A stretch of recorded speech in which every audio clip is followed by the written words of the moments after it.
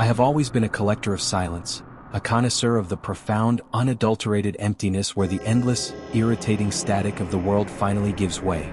For 11 months of the year, I endure the grind, the incessant phone pings, the sirens that scream arbitrary warnings, the ceaseless drone of human commerce and conversation. But for Christmas, I demand a perfect escape. I demand deep quiet. That is why, every year, I embark on an almost ritualistic pilgrimage to the farthest point I can possibly reach, a place where the air itself feels stripped clean of human noise, and the only pulse is the steady, indifferent rhythm of nature. This year, I was convinced I had found the ultimate sanctuary. I had rented this isolated timber lodge, not a flimsy cabin but a fortress of dark wood and rough-cut stone, miles above the nearest town. The agreement was negotiated through a single clipped phone call with a property manager whose voice was as gravelly and distant as the mountains themselves. He simply left the massive forged iron key under a stone and gave me sparse, almost cryptic directions up the winding mountain road. The final leg of the drive was a test of faith and traction control, an hour of white-knuckle ascent through increasingly heavy snow. When I finally spotted the structure, it was braced against the brutal majesty of the mountain, a dark silhouette against the deepening twilight. It was, simply put, perfect. By the time I had hauled the last of my essential provisions inside, the snow was falling in thick, continuous blankets, the silent kind that muffles the world. The cabin's original windows, hand-blown and hazy with age, were rapidly becoming thick, frosted panes, turning the view outside into an abstract wash of gray and white. I had achieved the central goal of my mission: zero cell service. The small, expensive rectangular device I carried, the tyrannical anchor to my professional life, was now inert, a dead weight in my coat pocket. I felt the physical tension in my shoulders dissolve with every failure to connect to the network. This was Christmas Eve, and inside, I was busy constructing my world of immediate physical comfort. The fireplace was immense, a towering structure of local river stone. I coaxed the flame from a hesitant flicker into a roaring, triumphant blaze. It didn't just provide heat, it offered companionship, a crackling, hissing dialogue against the mute, overwhelming canvas of the surrounding snowscape. The rich, earthy scent of burning oak and pine resin mingled delightfully with the steam rising from the thick stoneware mug I held, filled with fiercely spiced hot apple cider. The exterior silence was absolute, but the interior silence was a deep, satisfying hum of contentment. It was the simple, profound joy of solitude, the feeling of absolute autonomy within my own small, secure pocket of existence. I settled into a worn leather armchair, whose springs protested softly beneath my weight, and watched the firelight dance. I felt an exquisite, almost spiritual sense of calm. This was the holiday as it was meant to be experienced, stripped bare of the relentless pressure of social obligation and the dizzying noise of consumer frenzy, leaving only the essential elemental comfort of warmth and self-reflection. Everything in the lodge reinforced the feeling of deep, forgotten history. The floorboards were wide and uneven, groaning underfoot with the collective memory of generations. The walls were clad in dark, stained wood paneling that seemed to have been designed to absorb light rather than reflect it. I felt utterly alone, yet strangely connected to the lineage of solitary souls who had sought refuge in these unforgiving heights. I was sinking into that perfect, hypnotic stillness, the rare moment when the analytical mind finally surrenders, when my gaze happened to drift toward the front fence line. The line itself was barely visible through the swirling flakes, defined only by the thick vertical posts of dark timber. That's when the anomaly appeared, a sharp, cold intrusion into my carefully curated tranquility. It was a small, crudely fashioned wooden object, hammered with unnatural force into the thickest fence post near the entrance to the drive. It was half obscured by the rapidly accumulating frost. It was clearly a sign, perhaps no bigger than a paperback book, made of hastily cut, weathered pine. The paint was peeling, dried to a rust brown and faded yellow, applied with a terrible lack of care. A sudden, jarring flicker of curiosity, the first tremor of unease in my meticulously engineered piece, compelled me to move. I pulled on my boots and my heavy wool coat, grabbing the old glass-chimneyed oil lantern from the mantel. The moment I stepped out onto the porch, the cold air struck me with a physical blow, and the comforting sounds of the interior instantly vanished, replaced by the relentless, whispering hostility of the wind. I trudged through the fresh powder to the fence post. Holding the lantern high, I carefully brushed the frost and snow away with a gloved hand to reveal the message. It was etched there like a desperate warning scrawled by someone fleeing a terrible storm. The text was simple, blocky, and undeniably deliberate. Do not answer the bells. My initial, immediate reaction was a wry, purely internal laugh. Of course. Some local woodsman's attempt at regional humor. A bit of folklore meant to spook the flatlanders who dared to rent their secluded territory. Perhaps it was a relic of some forgotten mining legend, or a rustic variation on the common beware of dog sign, only with a decidedly more sinister, festive twist.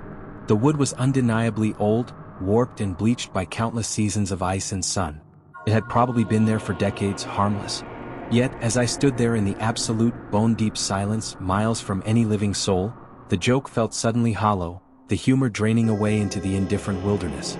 The instruction wasn't a casual suggestion, it was an imperative command. The word bells was painted larger than the rest, screaming its significance from the weathered wood. Why bells? Why not beware of traps or keep out? Why would an object intrinsically associated with joyous festivity be the specific subject of such a stark, emphatic caution? I stared at the sign, then back at the dark, imposing silhouette of the lodge. The fire inside seemed terribly distant now, terribly vulnerable. The deep quiet, which had been a comfort minutes ago, now felt oppressive, heavy, slowly compressing around me, turning into something expectant. I told myself it was just an old, discarded relic. I told myself I was allowing a piece of junk to sabotage my perfect Christmas solitude. I turned and walked quickly back to the lodge, slamming the heavy wooden door shut and throwing the thick iron bolt home with a decisive, metallic clang. The blast of heat from the fire felt good, but the exquisite sense of calm was irreparably shattered. I sank back into the leather chair, picking up my cider, but the taste was flat. I kept glancing toward the door, toward the windows, toward the thick, menacing shadow of the forest pressing in from all sides. The snow continued to fall, sealing my isolation. And for the first time since my arrival, the silence didn't feel pure. It felt held. It felt like it was waiting for a sound to break its spell. I couldn't shake the image of that crude sign. And as the night deepened into Christmas Eve, I couldn't stop asking the question that burrowed into my mind like a cold splinter. What bells? And who or what would be out here to ring them? I did my best to reclaim the atmosphere.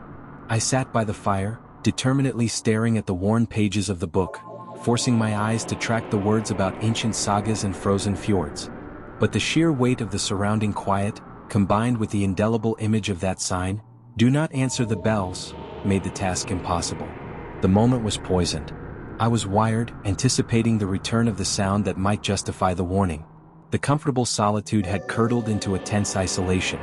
The clock had just passed midnight, the precise, arbitrary moment that separates Christmas Eve from Christmas Day. It was 12:02 a.m. That's when it came. It was a single, impossibly faint, high-pitched ringing. Jing. It was a sound so sharp and so alien to the deep quiet that it didn't just pierce the silence. It seemed to chemically alter the air in the room. I froze, the book sliding from my fingers without a sound. The bell wasn't the heavy, familiar clang of a church or town bell. That sound is sturdy, grounded in human routine. This was smaller, thinner, and utterly unnerving. It sounded like a sleigh bell, yes, but not the cheerful, polished kind. This was metallic, but terribly old and cracked, its note distorted by rust and decay. It carried a strange, hollow quality, as if the sound had traveled a great, frozen distance before dying instantly on the air. My entire body went rigid. I pushed myself up slowly, deliberately, not daring to compete with the sound that had already faded. Where did it come from? I crept to the nearest window. I had to breathe a small circle onto the frost-covered glass, a tiny, clear porthole into the endless blackness. I pressed my face to the cold glass, peering out into the swirling snow. Nothing. Just utter, impenetrable darkness and the relentless, whispering storm. The wind howled softly, a natural sound, but the bell had been unnatural, precise, directed, and metallic. My mind scrambled for explanations. A branch? A fragment of ice cracking? But the sound was too perfectly formed, too intentionally rung. I kept cycling back to the warning, "Do not answer the bells." Had I, by reading it, activated something? The sound had been so subtle, so fragile, that I desperately tried to dismiss it as a hallucination, a nervous trick played by my own isolation. The sign is in your head, I argued internally. It's just the wind. I forced myself to walk back to the fire, to resume the posture of calm I no longer felt. But even as I sat down, the cold certainty settled over me. That sound was not a mistake of the wind. It was not a natural echo. It was an intentional, terrifying cue. It had come from outside, and whatever had caused it was now waiting. I was sure the single cracked note was not the end of the sound, but merely the overture. I didn't last 10 minutes. I tried. I stared at the dense paragraphs of the old book I'd found, focusing on the tale of a longship battered by ice, but the words were a meaningless blur. My attention was an erratic, nervous thing, trapped in a relentless orbit between the soft glow of the fire and the massive, unyielding expanse of the front door. Every fiber in my body remained strung taut, anticipating the return of that thin, terrible sound. The silence after the first bell wasn't peace, it was the sickening calm before a collision, a coil drawn to its absolute limit, ready to snap. It was precisely 12:12 a.m. when the silence broke again, and this time, there was no possibility, no mental space whatsoever for rationalization. This was not a fluke. This was not the wind. This was an advance. The sound started instantly, fully formed and terrifyingly compounded. It wasn't a single bell, tentatively testing the air from the edge of the property. It was a dense, rapid cluster, a haphazard, furious jumble of several small, high-pitched instruments ringing simultaneously, perhaps 5 or 6 of them, all clashing wildly out of sync, creating a frantic, chaotic percussion. Jingle jangle tink crickle jangle. And it was alarmingly, devastatingly closer. If the first bell had been a distant signal from the frozen blackness of the treeline, this chorus was right here, right now, just inches away, separated from me only by the thick, century-old oak of the door and the aging iron of the lock. The sound was so immediate it felt physical, like a sharp spray of metallic dust being thrown directly at the cabin's facade. I shot out of the armchair, my spine ramrod straight, the sudden shock leaving a cold, hollow space in my stomach. The book tumbled to the rug, and this time I didn't even register the sound. My feet were planted wide, my posture instinctively defensive. This had ceased being an intellectual puzzle about folklore or isolation. It was an immediate, terrifying threat. The terrifying essence of the sound lay in its quality. This was emphatically not festive. There was nothing joyous, welcoming, or comforting about it. If the familiar sound of sleigh bells suggests speed and cheerful transit, these bells conveyed a raw, desperate panic. They were rapid, frenzied, utterly insistent, a desperate machine gun stuttering that implied hurried, awkward, almost frantic motion, like something large and clumsy dragging a weighted, chaotic chain of these bells across the frozen ground. My initial, desperate impulse to rationalize, to cling to the known world, tried to conjure an explanation. A moose, a deer, an animal snagged on some rusted farming equipment adorned with bells. But the sound was too sustained, too unnaturally rhythmic. It would surge, jingling, then hold at a rapid, sustained tremble, only to surge again louder. It was a sound that didn't diminish with movement. It demanded attention. It felt deliberate, focused, aimed. I walked stiffly, soundlessly towards the massive, reassuring bulk of the fireplace. My hand closed around the only weapon within reach, the old, heavy, black poker. It was solid wrought iron, cold and strangely comforting in its weight. The polished surface caught the dancing firelight, and I gripped it so tightly my knuckles went white, the veins in my forearms popping out against the strain. With the heavy iron in my hand, I felt a minimal, fragile shield against the unknown.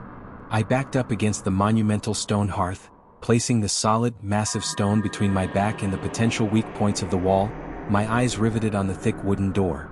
5 or 6 bells. I tried again in vain to isolate the distinct, cracked tones within the overwhelming chorus. Each one sounded slightly different. One thin and piercing, another deep and dull, a third rattling with what sounded like a broken internal clapper. They weren't matched.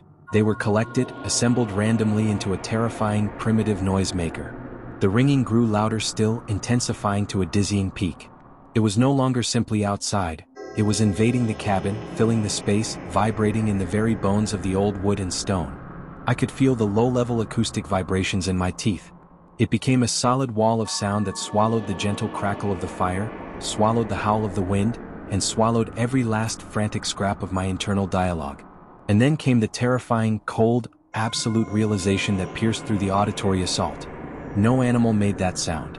A wild creature doesn't generate a sustained, complex metallic rhythm for an extended period without pause.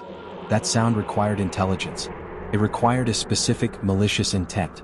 It required a hand to shake the bells, or a foot to kick the harness, or some other deliberate, controlled mechanism of movement directed precisely at me, precisely at this door. My heart hammered against my ribs not just rapidly, but with a painful, violent force that made my chest ache. This wasn't the slow, creeping anxiety of a ghost story. This was the immediate, blinding panic of being physically trapped. The fact that the entity, or entities, were using bells, the iconic symbol of joyous entry and celebration, only compounded the horror. It felt like a perverse, twisted ceremony of violation. They weren't just making noise, they were announcing their deliberate, malicious arrival. I longed to look out the window again to breathe another small circle onto the frosted glass, but the thought of seeing something, that tall, tattered silhouette, the hint of that terrifying, featureless white face I'd glimpsed on the fence, held me frozen. I was afraid that if I saw the source clearly, the sheer, crushing impossibility of its presence would fracture my mind beyond recovery. The chorus reached its climax, a terrifying, sustained crescendo of frantic, metallic jangling, and beneath the high-pitched shriek, I could swear I heard the faint, abrasive scratch of something hard and sharp, a claw, perhaps a buckle, dragging across the door's lower sill right underneath the terrifying music. I raised the heavy poker higher, the cold iron biting into my sweaty palm, and waited. I waited for the wood to splinter, for the creature's immense weight to finally buckle the lock. Every second stretched into a thick eternity, every ragged breath I took a deafening sound in the manufactured noise. The ringing was utterly incessant, a frantic, desperate, ugly noise designed with one clear purpose: to inflict terror and induce panic. And then, as suddenly and violently as it had begun, the cluster of bells fell silent. The sheer, sudden void left behind was a profound physical shock. The returning quiet was now louder than the noise had been, a strained, vacuum-like pressure in my skull. I stood in the absolute darkness, poker raised, listening to the agonizing, brittle silence, knowing only one thing with chilling certainty: whatever had been ringing those bells had not retreated. It had simply chosen to stop. It was still out there, inches from the door. And it was listening to me now. It was waiting for the next horrifying cue. The cessation of the bells was not a relief, it was a torture. The furious, metallic shriek had instantly been replaced by a suffocating void, a silence so dense it felt like a cold, pressing weight against my eardrums. I stood paralyzed, the heavy iron poker clutched high, feeling the phantom resonance of the high-pitched ringing still vibrating in my skull. The creature was still out there. I knew it. The bells hadn't faded. They had been deliberately, surgically stopped, cut off mid-jingle. This was a tactical choice, a move from chaotic noise to chilling anticipation.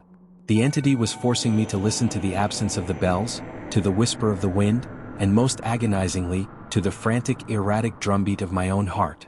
I was locked in a staring contest with the heavy wooden door, daring it to buckle, daring myself to move. Then came the sound that shattered my rigid paralysis. It was not a scrape. It was not a demonic whisper. It was a universally recognizable, deeply human signal, twisted into something horrific by the desolate midnight context. Knock. A moment of agonizing silence. Knock. A shorter moment of paralyzing silence. Knock. 3 distinct, heavy thuds against the thick oak door. They were perfectly spaced, perfectly measured.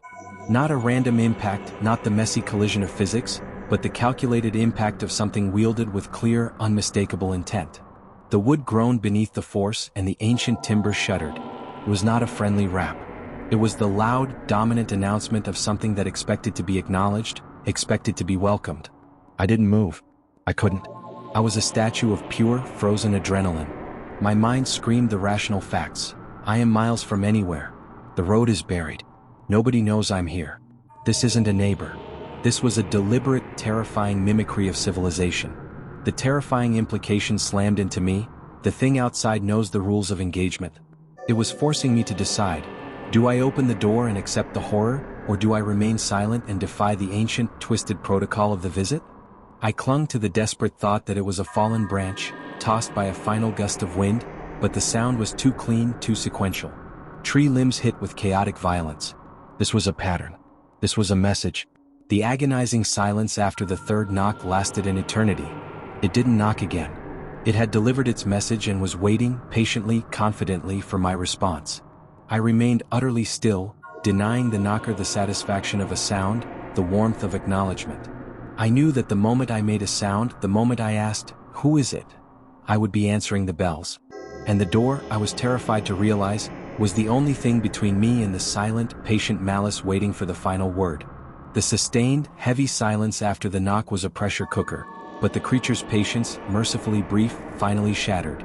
It wasn't another heavy thud. It was a sound that should have been reassuring, the human voice, but delivered with such a horrifying distortion that it instantly broke the final psychological defense. It was a whisper. Thin and high, The sound seemed to slide over the rough wood of the door rather than project through it. It was arid, papery, and utterly devoid of the moisture and resonance that denote life. It sounded exactly, hideously, like dry leaves being dragged across asphalt, a gritty, friction-filled sound suggesting a throat made of desiccated tissue. It was too muffled for me to discern the words, but there was no mistaking its intent. It was structured, patterned, clearly attempting to form language. It was undoubtedly a human voice, yet stripped of every quality, warmth, emotion, sincerity, that makes a voice human. My blood ran instantly cold. A knock is a physical threat. This was a calculated, psychological one. It was the terrifying proof that the intelligence outside knew I was inside and was now trying to persuade me. The whisper pulled back, then returned, marginally louder. This time, the flat, grating syllables coalesced into chilling meaning. The words were slow, delivered in a flat, emotionless monotone that made my hair stand on end. It was the sound of a voice box working mechanically, without a soul, like a dead machine attempting to speak. "Let us in," the voice scraped against the wood. "We've brought the gifts." The innocent holiday context of gifts, delivered by that horrifyingly sterile voice, was a profound violation. It was a calculated, sickening mockery of hospitality. The use of "us" was particularly chilling. I had only considered one entity. It was using the language of welcome to deliver a message of pure, focused malice. I pressed myself further into the shadows of the chimney. "Ignore it. It wants the response." The chilling confidence in its voice suggested it understood the ritual of the visit. But the creature sensed my resolve. It spoke one last stretched-out sentence, the high, dry tone urgent with frustration. "It's cold out here. We have so much to share. Open the door and accept the offering." Then, with a terrifying, instantaneous snap, the voice was gone, replaced by the furious return of the bell ringing. This was not a warning chorus. This was a furious cacophony. Hundreds of those cracked, sharp, ancient tones were shaken with violent rage. It was closer than before, right against the wood, and I could hear the distinct sound of the metallic object striking the wood of the door with rapid, desperate impacts. The ringing was a percussive shriek of rage, covering the voice's defeat. The creatures had tried the civilized approach and failed. Now they were resorting to raw, aggressive noise. They were demonstrating their mounting frustration and their escalating power. The bells were no longer an announcement, they were a countdown. I knew the polite pretense was over. The next move would be a physical attempt to breach the sanctuary. The continuous, frantic shriek of the bells was an agony, a sustained, metallic scream that bypassed my ears and attacked the inside of my skull. It finally accomplished what the silent fear could not. It shattered my paralysis.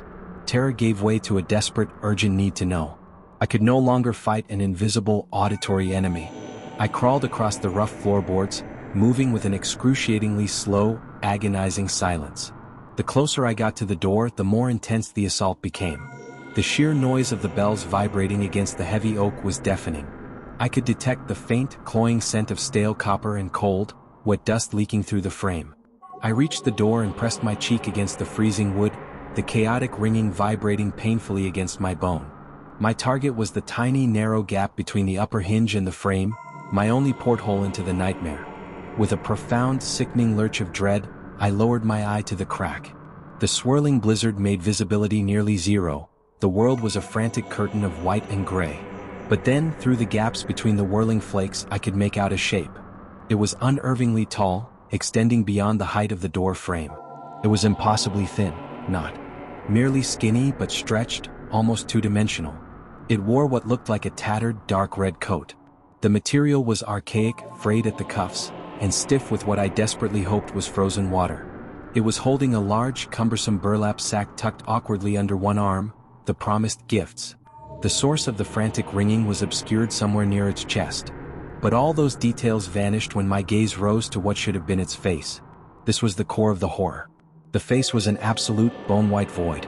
It was a uniform, seamless oval that caught the weak yellow porch light and reflected nothing of life.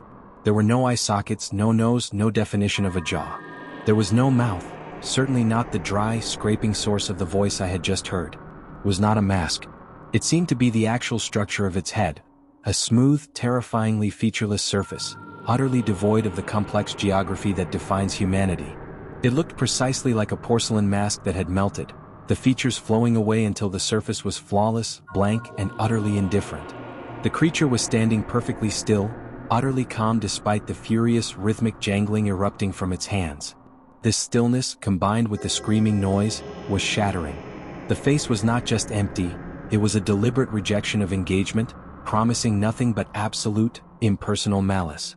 I slowly, meticulously pulled my head back from the door. I didn't make a sound. I didn't dare to breathe.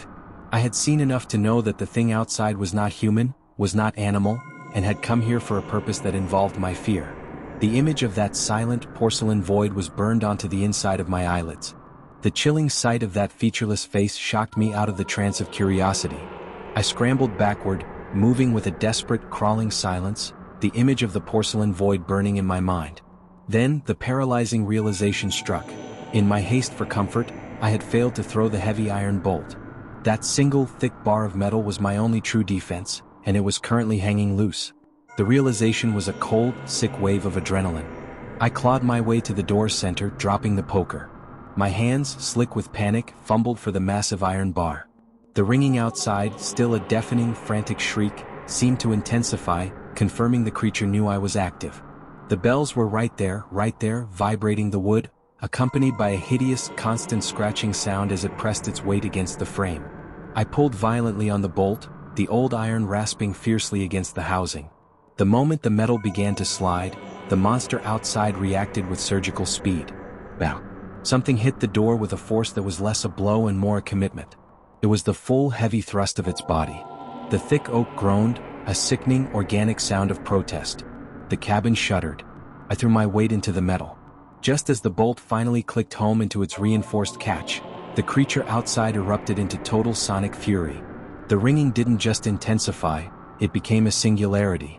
It sounded like hundreds of bells, all those cracked antique tones merging into one continuous high deafening whine, a frequency so piercing it felt like a drill boring into my inner ear, forcing tears to my eyes. And through that sonic scream, cutting with horrifying clarity, came the voice. It was no longer a flat whisper, but a thin, high-pitched shriek, ragged with furious frustration. "You must take the gifts," the voice shrieked. The command was absolute, desperate, laced with the agony of a sacred, terrifying rule being violated. Crack. The door was hit again, lower this time. The wood did not just groan, it splintered. I heard the sharp, dry sound of timber failing. A sliver of dark wood tore loose near the handle and fell silently to the rug. A new, thin fissure had opened, leaking a cold, foul, coppery-smelling air into my sanctuary. The sheer noise and the physical shock held me rigid. The creature was hitting the door again and again, powerful, rhythmic impacts accompanied by the screaming whine. The only thing stopping that smooth, blank face from entering was the few remaining inches of timber around that bent iron bolt. I had failed the test of hospitality, and now, the creature was throwing its full, desperate malice at the door. The terrifying spectacle of that smooth, featureless mask, the profound porcelain void staring through the hinge crack, had been the ultimate paralyzing horror. But the fear of the visible was nothing compared to the shock of the invisible, structural threat that flashed through my mind the moment I retreated. In my arrogance, in my belief that the sheer thickness of the old door was enough, I had never thrown the heavy iron bolt. The memory of the cold, black iron bar hanging loose, an inch of metal all that separated me from the thing carrying the sack, was a cold, sick wave of pure, concentrated adrenaline. It overwhelmed the terror of the bells. I had to get to it. I had to fix the error. I scrambled across the wide floorboards, moving with a desperate animal urgency, abandoning the iron poker I had clung to for so long. The chaotic, deafening shriek of the bells outside, which had continued unabated since the face reveal, now felt mercifully loud, covering the frantic sounds of my movement. My hands, slick with cold sweat, reached for the massive black iron bar, the heart of the cabin's defense. They were shaking violently, seizing up in sudden, spasmodic tremors. I fumbled with the cold, unforgiving metal. The bolt was old, heavy, and stiff. It resisted my frantic efforts, catching on years of accumulated rust and swelling wood. It knows. It knows I'm here. It knows I'm trying to fix the mistake. The relentless, frantic jangling was right on the other side of the door, closer than ever. I could hear the constant, agonizing scratching, not just the bells, but something hard and sharp dragging against the thick timber, as if the creature had pressed its entire weight against the wood, the burlap sack scraping the lower panel, its hands scraping the upper. I wrenched the bolt with all my desperate might, my teeth clenched so tight my jaw felt about to crack. The heavy iron finally began to yield, rasping loudly against the wood frame. The moment the bolt started to slide, the creature outside reacted with an instantaneous, brutal fury. Bam! Something hit the door with a force that was not a knock, but a full, powerful body slam. It was the full, desperate commitment of its weight, a monstrous, violent thrust delivered instantly upon sensing the movement of the lock. The entire cabin shuddered under the impact. The thick, dark oak groaned, a deep, organic sound of protest and surrender, the sound of a century of endurance meeting an unholy, concentrated force. The air pressure in the room jumped, and the last surviving embers in the fireplace flared brightly in momentary shock. I threw my weight, my shoulder, my entire desperate self into the bar, hauling at the final, agonizing inch. Just as the metal finally clicked home into its reinforced catch, the sound a satisfying, if terrifying, finality, the world outside descended into utter sonic Armageddon. The ringing intensified to a level I hadn't believed was physically possible. It was no longer a chorus or a cacophony, it was a singularity of sound. All those cracked, high-pitched, ancient tones merged, losing their individual identities and becoming one continuous, high, deafening whine. A frequency so piercing it vibrated deep in my chest cavity, forced itself into my inner ear, and made my vision swim and my teeth ache. It was no longer noise, it was a wall of pure, targeted acoustic aggression, designed to shatter both sanity and structure. And yet, in the middle of this high-frequency scream, something managed to cut through the dense metallic static. The thin voice returned, amplified by its furious rage. It was no longer a flat, dry whisper, but a thin, high-pitched, desperate shriek, raw with frustration and magnified by sheer malice. It sounded like the scraping voice fighting its own furious sound, desperate to be heard over the chaos it had created. "You must take the gifts," the voice shrieked. The command was elongated, distorted, laced with an urgency that spoke of fundamental, horrifying rules being broken. It wasn't an invitation anymore, it was an imperative, a demand that the terrifying Christmas transaction be completed. It desperately needed me to engage, to accept the offering and fulfill the ritual. The words, raw and agonizing, hung suspended over the high metallic whine of the bells. Bow. Crack. The door was hit again, this time with a focused, sickening precision, lower down, near the heavy brass handle. The force of the blow was unbearable. The wood did not just groan, it splintered. I heard the sharp, unmistakable crack of dry timber failing under pressure. A long, dark sliver of weathered wood, a fragment of my sanctuary, tore free near the handle and fell soundlessly onto the rug beside my knee. A minuscule, terrifying fissure had opened. Through the resulting new crack, a thread of foul, coppery-smelling air immediately began to leak into the room, bringing with it the intense smell of decay and the cold certainty of the outside. My heart was no longer hammering, it was seizing.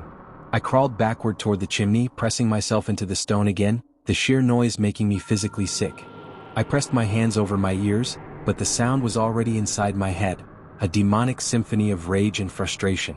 The creature was hitting the door again and again, powerful rhythmic impacts accompanied by the ceaseless, screaming whine of the bells. It wasn't trying to trick me anymore, it was trying to break me. The psychological torment was over. This was a physical breach. The thick door was holding, for now, but the splinter proved that its lifespan was limited. The strength of the wood was failing, and the creature's fury was only intensifying. I knew, with a certainty colder than the snow outside, that the only thing stopping that featureless face and that awful burlap sack from entering the room was the few remaining inches of timber around the iron bolt. I had survived the bells, the knock, the whisper, and the sight of its face. But I had violated the core rule of its terrifying ritual, and now the consequences were battering down my final barrier. The end was no longer a possibility, it was a physical certainty measured in the strained, agonizing life of the ancient wood. The final, sustained assault lasted for what felt like geological epochs.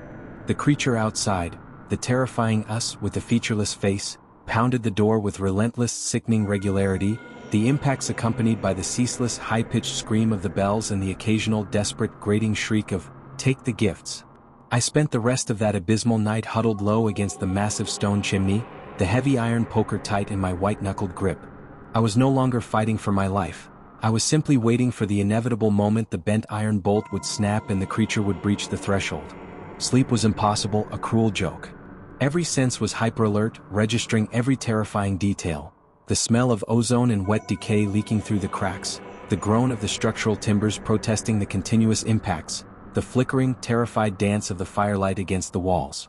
The sheer, physical agony of the noise was crushing. I listened to the creature pound and scratch and wail its demands, a monstrous, mechanized tantrum that spanned the agonizing hours until the first hesitant light of dawn. Then, as suddenly and violently as it had all begun, the chaos ceased.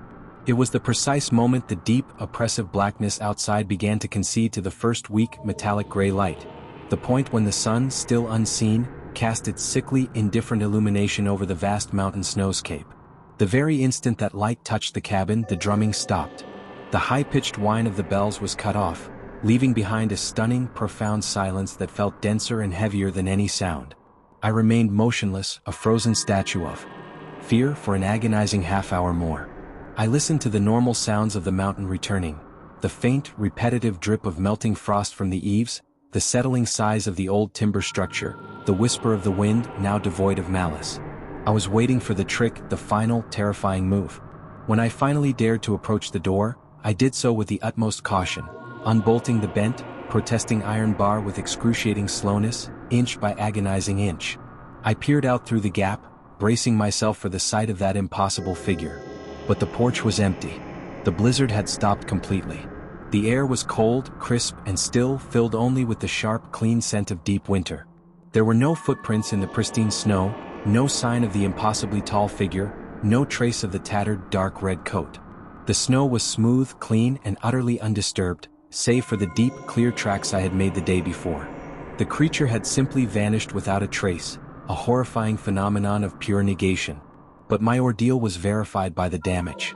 The wood around the lock was severely splintered, scraped raw, and marred with deep, claw-like gouges that seemed too large and too powerful for any known animal. The thick iron bolt was visibly bent, permanently scarred by the brute force it had resisted. It was a scar left by something that was real, heavy, and absolutely intent on gaining entry.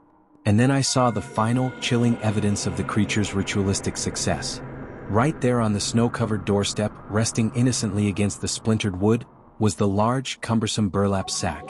It was thick, cold, and weighted, and I could feel the unsettling irregularity of its contents without touching it directly.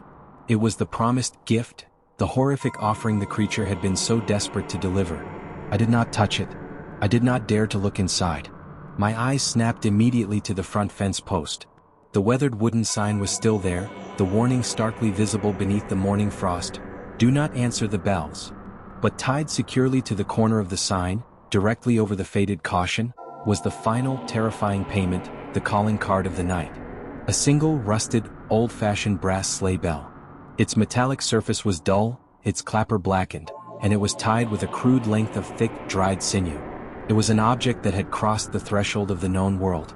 I didn't waste a second. I left the horrifying bell where it was, knowing its history now, and focused on neutralizing the final threat. I hauled the burlap sack out to the deep pit I had dug for trash and saturated it with the last of my spiced cider and lamp oil. I threw in a lit match. The sack ignited instantly. The smoke that rose was thick, black, and utterly foul. It didn't smell of burning cloth but of copper, decay, and a sharp, sulfurous odor that made my stomach revolt. I stood there, poker in hand, watching it burn until nothing was left but ash and scorched earth. Then I drove. I didn't bother packing the rest of my supplies. I didn't stop to leave the key for Silas. I didn't look in my rearview mirror until I saw the first genuine signs of civilization. The streetlights, the distant glow of a town. I drove straight back to the loud, messy, predictable safety of the city. The deep quiet, for me, is no longer a sanctuary. It's a threat. It's a space waiting to be filled by the sound of frantic, archaic music. I sold the rights to the cabin and I haven't spent a Christmas alone since. I fill my holidays with noise, with people, with the comforting clamor of the modern world, a constant, deliberate noise to drown out the memory of those bells. That was the night I learned the chilling truth. Some holiday invitations come with a price, and some gifts are burdens you must never accept. The thin line between the peaceful unknown and the monstrous unknown is far easier to cross than you think. Don't let the bells ring alone. If you want more stories that make you fear the sound of silence, subscribe to my channel right now. We delve into the true meaning of dread every single day.